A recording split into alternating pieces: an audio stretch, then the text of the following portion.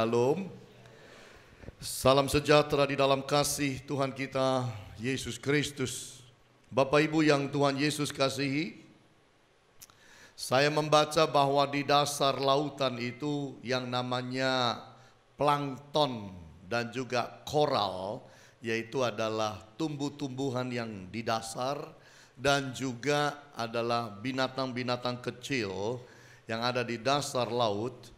Mereka itu makannya kadang-kadang sembarangan. Diselidiki, mereka memang tidak mau makan yang namanya pasir. Itu kalau ada pasir dekat dengan mulut, mereka akan dengan tangannya membuang pasir itu dan menjauhkan pasir itu. Tetapi kalau yang namanya plastik, Bapak Ibu, kotoran yang namanya plastik itu dimakan. Jadi diselidiki kenapa sih kok mereka itu suka makan plastik.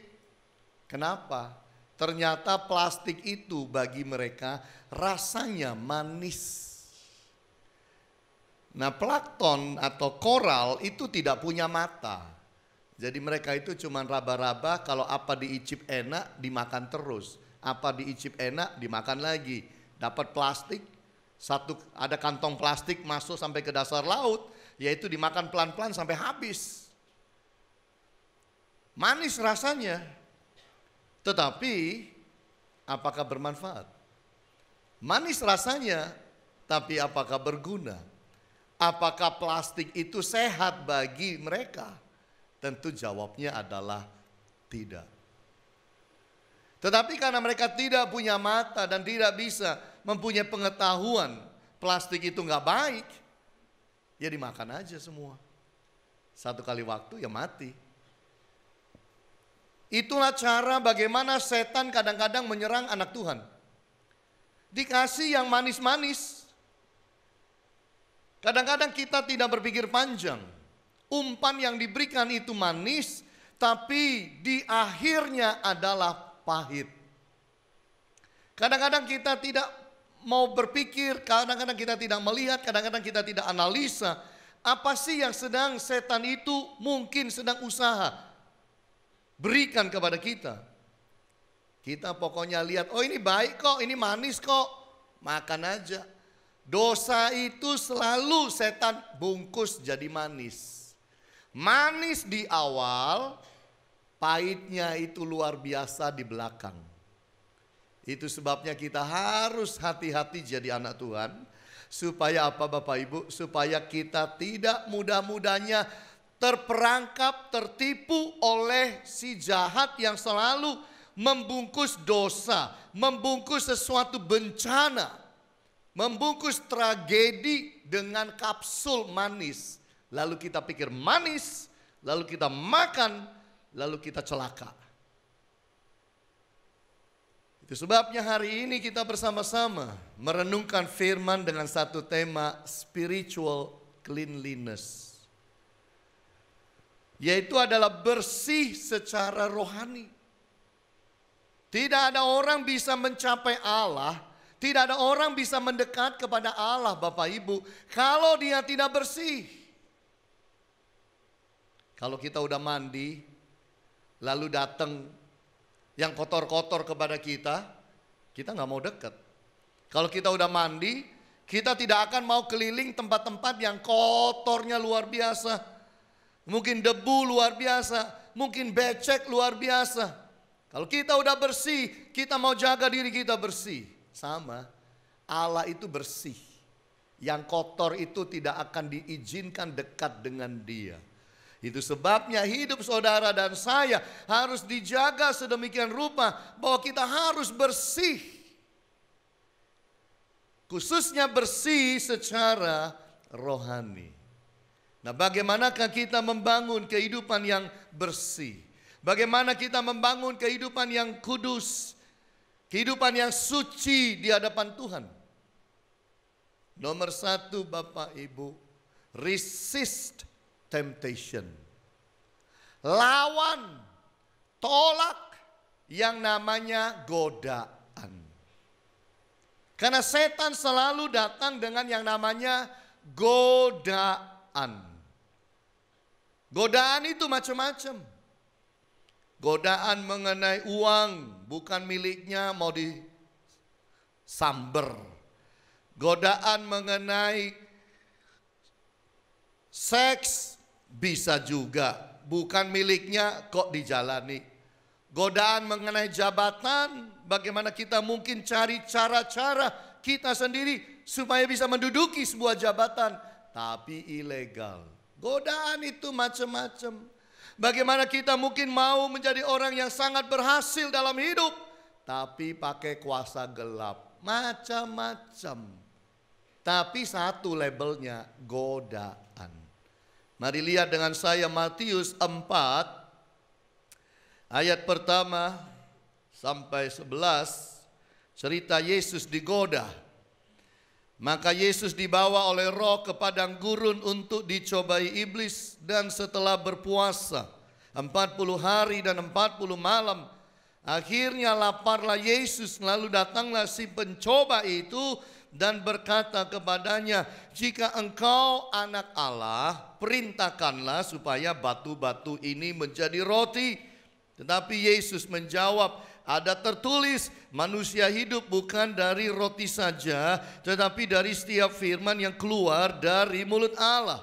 Kemudian iblis membawanya ke kota suci, menempatkan dia di bubungan bait Allah. Lalu berkata kepadanya, "Jika engkau anak Allah, jatuhkanlah dirimu ke bawah, sebab ada tertulis mengenai engkau, Ia akan memerintahkan malaikat-malaikatnya, dan mereka akan menantang engkau di atas tangannya, supaya kakimu jangan terantuk kepada batu." Yesus berkata kepadanya, "Ada pula tertulis, jangan engkau mencobai Tuhan Allahmu." Dan iblis membawanya pula ke atas gunung yang sangat tinggi dan memperlihatkan kepadanya semua kerajaan dunia dengan kemegahannya, dan berkata kepadanya, "Semua itu akan kuberikan kepadamu jika engkau sujud menyembah aku." Maka berkatalah Yesus kepadanya, "Enyalah iblis, sebab ada tertulis, engkau harus menyembah Tuhan Allahmu, dan hanya kepada Dia sajalah engkau berbakti." Lalu iblis meninggalkan dia, dan lihatlah malaikat-malaikat datang melayani Yesus. Ayat-ayat ini mengajarkan kepada kita bahwa Yesus aja digoda. Godaan itu juga dialamatkan kepada Yesus. Apalagi kita Bapak Ibu. Itu sebabnya kita harus hati-hati di dalam hidup. Firman mengajarkan Yesus digoda 3 kali. 3 kali godaan itu dilawan. 3 kali godaan itu ditolak. Resist. Ditentang godaan itu. Ada tertulis, ada tertulis, ada tertulis. Yesus selalu pakai firman. Bapak Ibu yang Tuhan Yesus kasihi, digoda itu tidak berdosa. Ingat dulu baik-baik. Kalau baru digoda tidak berdosa. Jadi kalau orang itu mengalami, "Saya digoda," kalau masih digoda saja belum berdosa. Bahkan godaan itu bisa menolong kita untuk jadi lebih bijaksana. Godaan bisa menolong kita untuk menjadi orang tetap waspada. Godaan bisa menolong kita untuk hidup lebih bergantung kepada Allah. Itu sisi positifnya orang digoda. Tapi kita harus ingat, kalau masih dalam taraf digoda, belum berdosa. Yesus juga digoda 3 kali. Tapi Yesus tidak berdosa. Kenapa? Karena godaannya ditolak dan dilawan. Menyerah pada godaan, barulah kita itu berdosa. Jadi ingat baik-baik, kalau masih digoda, kita belum masuk dosa. Kapan masuk dosa? Waktu kita menyerah pada godaan, itu kita berdosa. Setiap dosa itu Bapak Ibu, baik kecil atau besar, sama-sama menyakitkan hati Tuhan. Jangan bilang begini, ini kan dosa kecil, nggak masalah. Saya sih nggak lakukan dosa-dosa besar. Ya dosa kecil tiap-tiap hari pasti ada. Ya memang. Siapa sih bisa hidup baik dan benar, tapi prinsip hidupnya adalah saya tidak mau menyakitkan hati Tuhan. Antara berbuat dosa dengan sengaja atau kita terpeleset, dua hal yang berbeda. Ini yang kita harus pahami dalam hidup. Kalau kita menyerah kepada godaan, kita berdosa. Itu sebabnya kita lihat bahwa setiap dosa itu mau besar kecil, itu sama seperti batu. Saudara ambil batu kecil seperti kelereng, lempar masuk ke kolam berenang, dia sampai juga ke dasar. Saudara ambil batu besar, sebesar durian, lempar masuk ke dalam kolam berenang, juga sampai dasar. Batu kecil, batu besar sama aja sampai ke dasar. Batu kecil, batu besar, dosa kecil, dosa besar sama-sama menyakitkan hati Tuhan. Dan setiap dosa akan selalu menarik saudara dan saya jauh dari Tuhan. Dosa itu akan menarik kita jauh dari Allah. Terbalik dengan doa. Doa itu membawa kita semakin dekat dengan Tuhan. Bedanya cuma satu huruf, S. Dosa membawa kita jauh, doa membawa kita dekat. Dan setiap dosa Bapak Ibu, setiap dosa itu ada konsekuensinya. Setiap dosa itu ada harga, ada resiko, ada harga yang harus kita bayar untuk setiap dosa. Makanya Yesus datang ke dalam dunia, naik ke atas kayu salib, membayar semua hutang dosa manusia. Tapi jangan kemudian kita hidup kembali lagi, menyalibkan dia nanti untuk yang kedua kali. Nah, kalau kita bicara mengenai godaan, yang harus kita lakukan adalah lari dari godaan. Setuju? Kok agak susah setuju ya?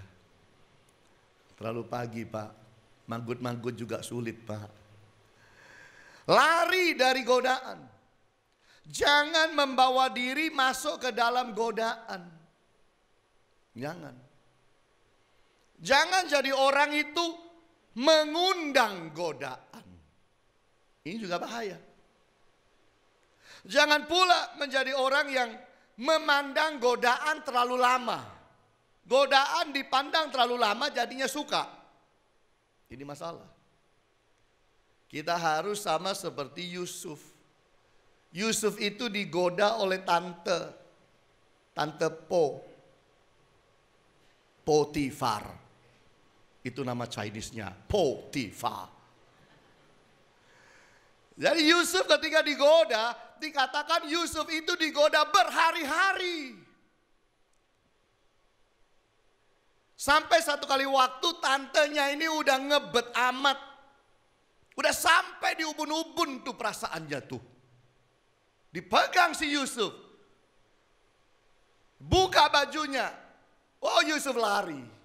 Bajunya ketinggalan di tante. Lalu tantenya justru fitnah. Dia itu yang mau perkosa aku. Dia itu yang mau godain aku. Nih bajunya aku tangkap di sini. Padahal dia yang cari masalah. Tindakan kayak Yusuf ini yang benar. Kalau ada godaan, lari. Lari kemana Pak? Jangan mendekat. Larinya menjauh. Bukan lari mendekat. Yusuf itu lari menjauhi tante Po. Bukan mendekat. Ini yang kita harus jalankan. Kalau hidup itu dulu suka kelayapan kemudian jatuh bangun dalam urusan dengan wanita-wanita nakal, lalu tobat, gak usah bilang gini, saya sudah tobat. Kasihan ya mereka itu ya wanita-wanita nakal ya.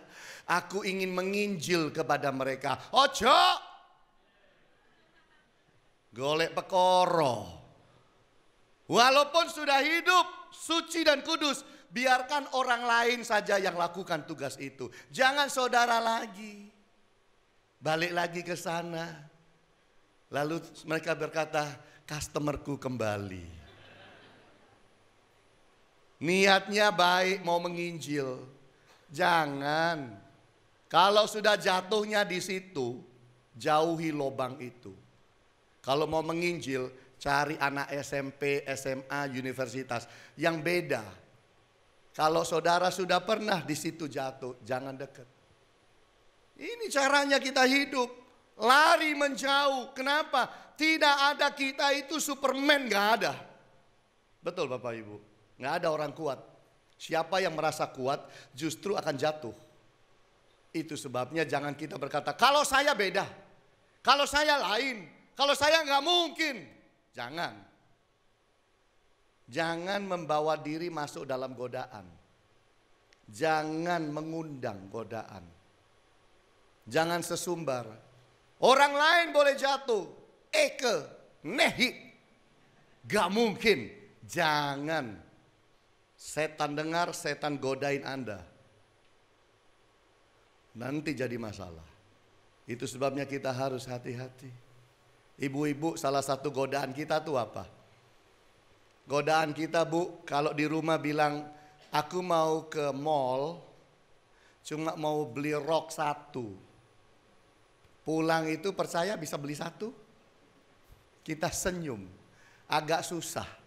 Karena setelah beli rok 1 ternyata kemejanya diskon 70%. Loh kalau enggak Eke ambil kan diambil orang. Kok pas tinggal 1 ukurannya ukuran badan Eke. Loh ini bukankah berkat yang Tuhan siapkan. Nah ya kan. Setelah lihat sana keluar lihat toko parfum. Diskon sekali. Loh parfum Eke yang cari sampai di mana-mana enggak ketemu. Ada di situ diskon 65%. Bukankah ini kehendak Tuhan? Loh. Jadi pulang itu bawanya banyak jadinya. Betul Bapak Ibu. Niatnya cuma beli 1 item, pulang bawa 10 item. Makanya Bu, saya kasih tahu, kalau mau supaya nggak banyak belinya dan cocok sama pikiran di rumah tadi, percaya saya, kalau lihat boleh, jangan dipegang. Udah itu aja. Wanita itu kalau sudah dipegang, biasanya dibeli. Apik ya ini. Halus loh. Biasanya enggak pernah halus gini loh. Ini lain nih buatannya. Ringan loh. Enggak gampang kusut loh. Udah. Beli. Enggak wes. Eman. Diskon toh? Iya lumayan sih. Cuma enggak wes. Ya sudah enggak apa-apa lain kali. Tapi cobaan Bu. Ya coba toh loh ya. Coba. Masuk coba. Ya. Coba. Keluar. Ye pantes banget ye sama baju itu. Cocok. Ke fotoin ya. Aduh cakep kok. Iya ya. Ya ukurannya tinggal 1. Mbak masih ada lagi? Nggak ada Bu. Cuma 1 ini. Nah. Ini. Iya kan. Akhirnya apa? Kebeli gitu. Iya. Makanya itu rahasianya cuma 1. Kalau memang tidak mau beli, jangan dijamah, jangan dipegang, apalagi dicoba. Nek sudah dicoba, cocok. Iya, tidak sangka ya, enak loh dek badannya Eke ini. Pinggang Eke, perut Eke kayaknya tambah langsing loh. Ditambahi temennya 45, ye cocok ciamik. Kelihatannya awet muda, ye tambah putih loh ya. Sudah, masa sih iya ta. Ya udah. Makanya itu kita pulang bawa 15 item ya gitu Bu. Jadi rahasianya itu secara psikologi sudah diselidiki. Kalau mau nggak beli jangan dipegang. Udah itu aja. Lihat toh gini. Ini Bu pegang. Enggak wis kamu yang megang. Gitu. Ini Bu dicoba. Kamu yang nyoba. Aman dan selamat Bapak Ibu. Kalau sudah dicoba, kebanyakan kita beli. Makanya orang yang jualan di mall itu pinter-pinter. Diambil, ditaruh di, loh Bu cocok Bu, terus dilepas, Anda sih megang. Nah sudah megang. Iya kan, lah sudah dipegang. Coba lihat sendiri Bu. Udah lihat-lihat. Coba ya, ya dicoba. Nyoba aja loh Bu, gratis nyoba itu. Gratis nyobanya. Kalau sudah nyoba, kepingin. Itu masalahnya. Ada seorang anak kecil namanya Mason. Mason. Papa mamanya makan steak di sebuah restoran namanya Beef O'Brady. Anak kecil ini lari-lari, kecil, masih kecil. Badannya juga masih kurus. Lihat ada vending mesin yang main boneka-bonekaan itu loh. Kalau dikasih masuk koin, lalu diputer-puter gitu, mesinnya jalan. Cut, tekan turun. Ambil. Luput. Nah ya kan, kita masuk koin lagi. Kan begitu. Anak kecil ini gak punya koin. Dia kepingin. Gimana caranya? Kalau barang ini dapat, orang dapat kan harus keluar. Itu ada pintu kecil itu, jendela. Jendelanya itu dimasuki Bapak Ibu. Masuk dia di dalam. Bonekanya banyak, senang dia. Keluarnya enggak bisa.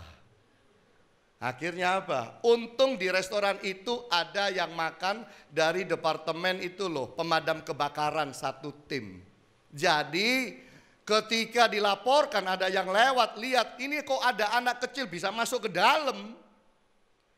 Udah mulai nangis, nggak bisa keluar. Diteleponkan 911.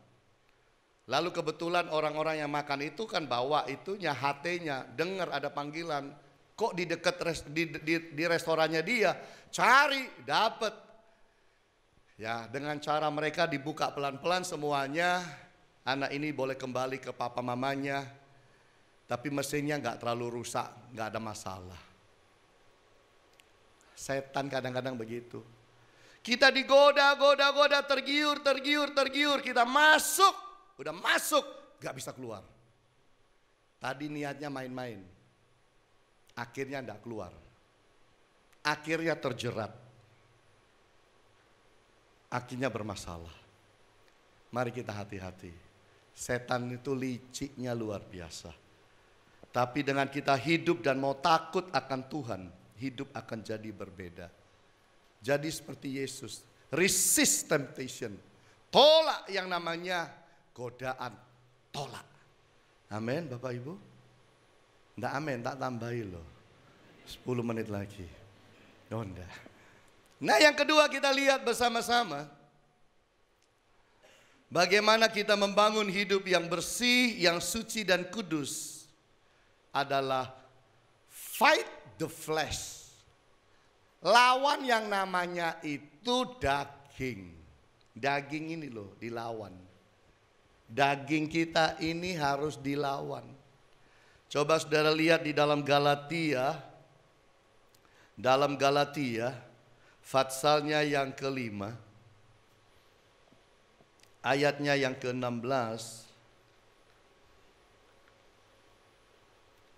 Maksudku ialah hiduplah oleh roh, maka kamu tidak akan menuruti keinginan apa? Daging. Sebab keinginan daging berlawanan dengan keinginan roh, dan keinginan roh berlawanan dengan keinginan daging, karena keduanya bertentangan. Sehingga kamu setiap kali tidak melakukan apa yang kamu kehendaki. Akan tetapi jikalau kamu memberi dirimu dipimpin oleh roh, maka kamu tidak hidup di bawah hukum Taurat.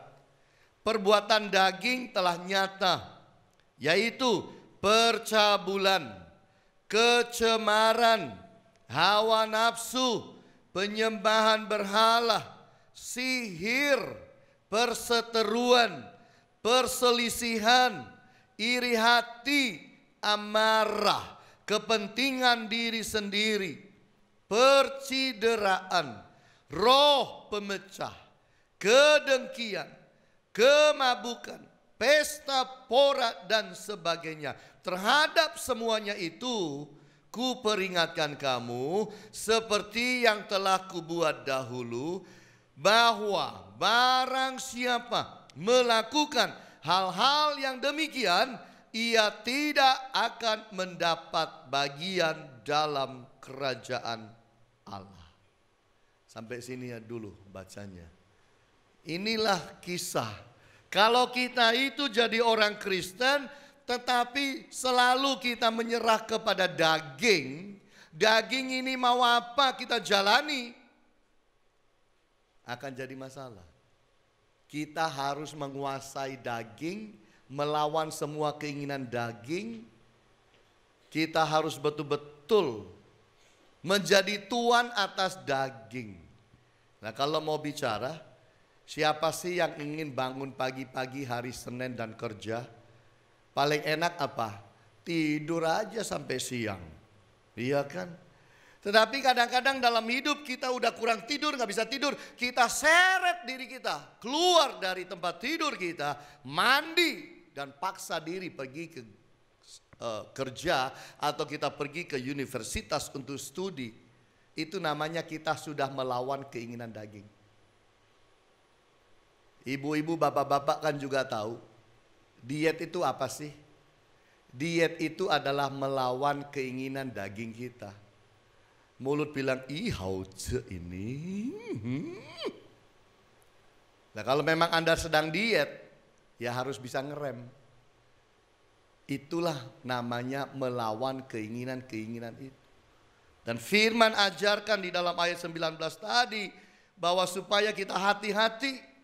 Karena ini semua perbuatan daging, kalau kita jalankan kita tidak mendapat bagian dalam kerajaan Allah. Walaupun sudah Kristen.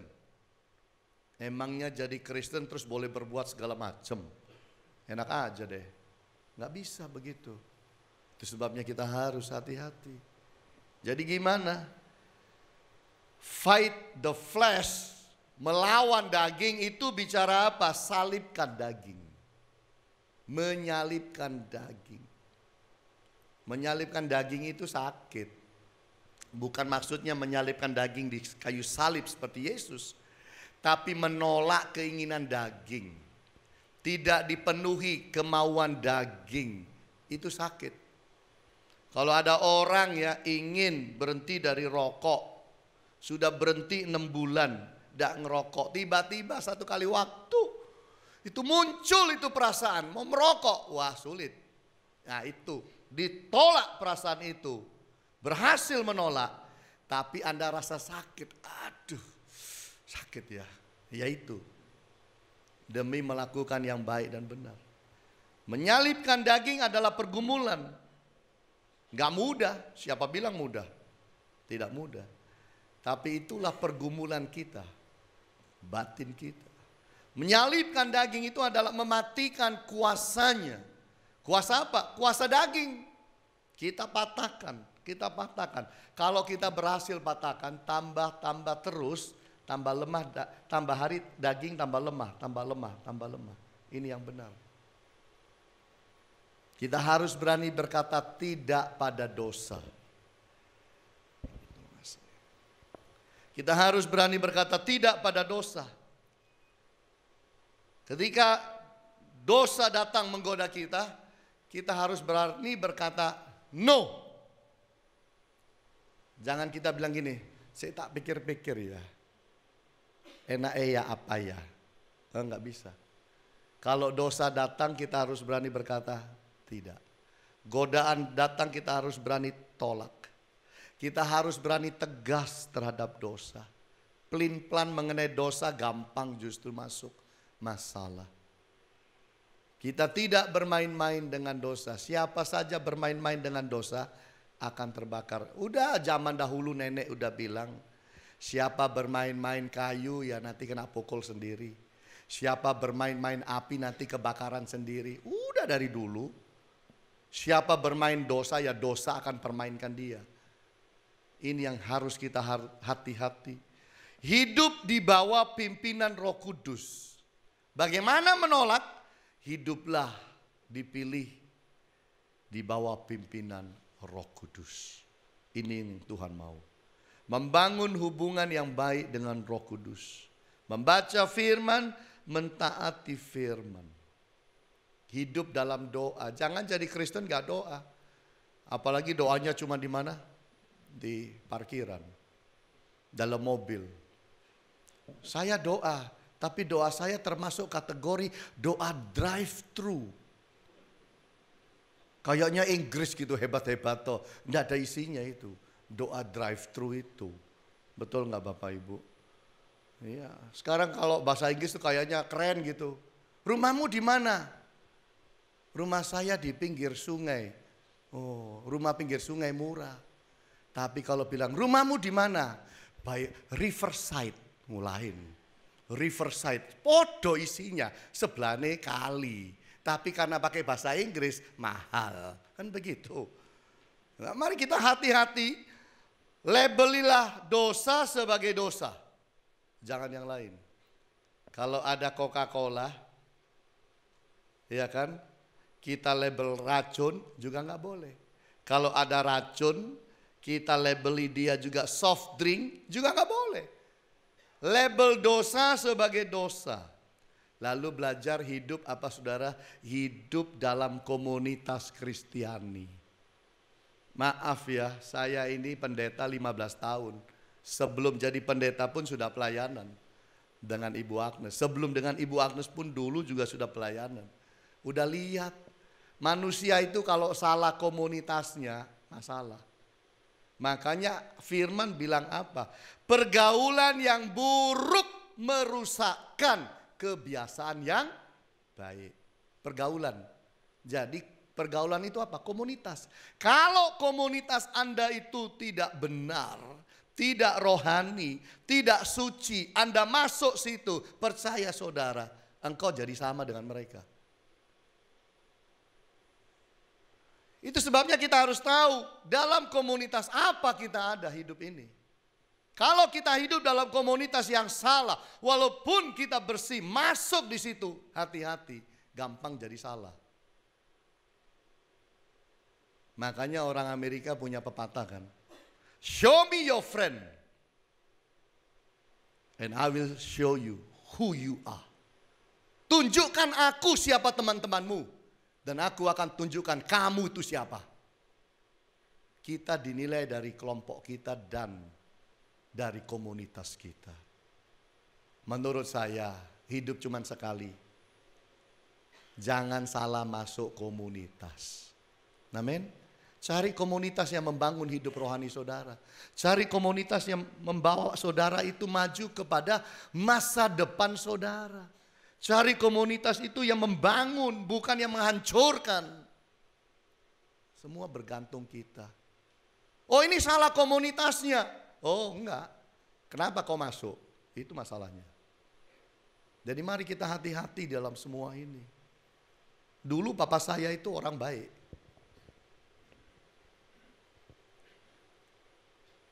Kami sekeluarga itu dari Timor, NTT pindah ke Surabaya.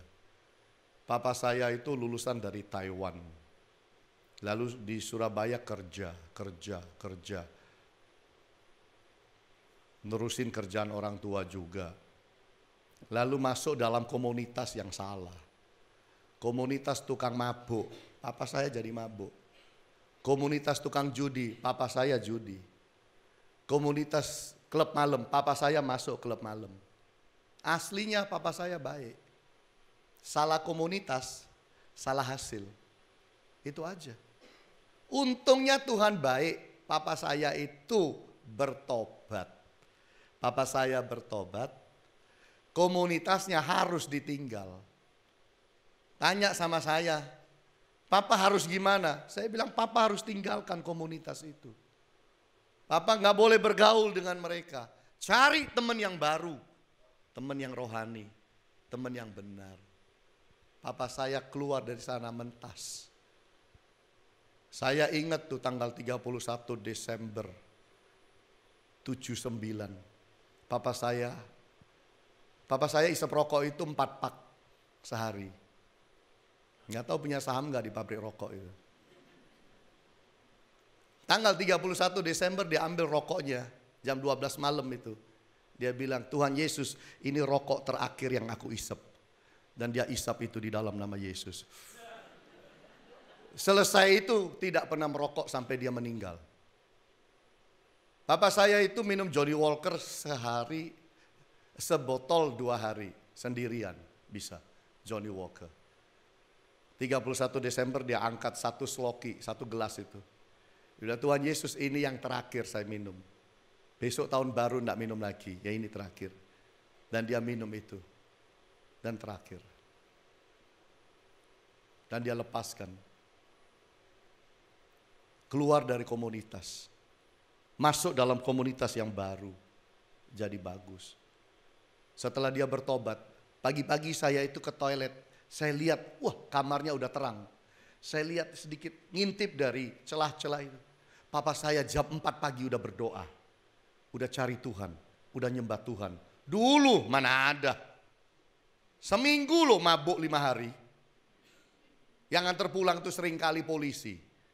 Nah, mobilnya kan begini-begini. Sering ditangkapi polisi. Antar pulang. Jam 5 itu pulang. Kadang-kadang saya mau ke sekolah itu jam 6. Papa saya baru pulang. Tapi saya bahagia punya ayah yang kemudian bertobat. Dan dia menjadi orang yang jam 4 pagi udah nyembah Tuhan, cari Tuhan. Sekarang sudah sama-sama Tuhan di sorga. Saya senang bahwa akhir hidup ayah saya hidup dengan Tuhan. Sayang Tuhan panggil dia. Kalau tidak dia akan lihat anaknya juga sudah jadi pendeta. Dan menikah dengan Ibu Agnes. Ayah saya itu sebenarnya dulu pernah dengar Ibu Agnes. Dan waktu saya belum pulang dari Amerika, ayah saya bilang kepada mama saya, cewek ini siapa ya? Kalau bicara pinter, siapa nanti yang dapat jodohnya?